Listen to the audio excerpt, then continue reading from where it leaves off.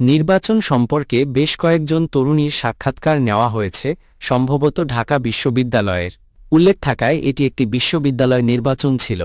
একজন ছাত্রী তার উত্তেজনা প্রকাশ করে ভোটাধিকারের দিনটিকে ঈদের সঙ্গে তুলনা করেছেন এবং বলেছেন যে তিনি ভোট দিয়েছেন।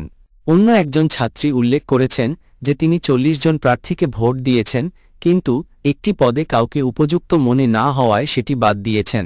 তৃতীয় একজন ছাত্রী উল্লেখ করেছেন যে এটি তার প্রথম ভোট ছিল এবং ভোটকেন্দ্রের পরিবেশ খুব ভালো ছিল, কর্মীরাও দক্ষ ছিলেন।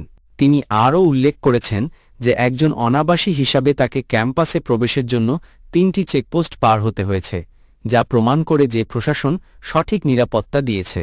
একজন ভোটার এবং প্রার্থী উভয় হিসেবে তিনি আশা করেন যে নির্বাচিত ব্যক্তিরা শিক্ষার্থীদের কথা শুনবেন এবং তাদের সমস্যা সমাধানের জন্য কাজ করবেন এবং ভোটারদের সাবধানে ভোট দিতে পরামর্শ দিয়েছেন।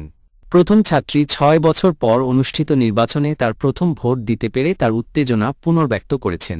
তিনি জানান যে তিনি প্রত্যাশায় রাত 2 থেকে 3টা পর্যন্ত জেগেছিলেন এবং সুষ্ঠু ও নির্বিঘ্ন ভোট প্রক্রিয়া দেখে সন্তুষ্ট হয়েছিলেন। পাশাপাশি ভালো নিরাপত্তার কথাও উল্লেখ করেছেন। দ্বিতীয় ছাত্রী আরও বলেছেন যে উল্লেখযোগ্য কোনো অসুবিধা ছিল না, কারণ রোকেয়া হলে 5000 এর বেশি ভোটারকে ভোট দিতে হয়েছে, তাই লাইনে দাঁড়ানোটা স্বাভাবিক ব্যাপার ছিল।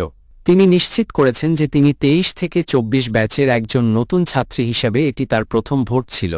চতুর্থ একজন ছাত্রীও ভোটকেন্দ্রের ভিতরের ইতিবাচক পরিবেশের প্রশংসা করেছেন।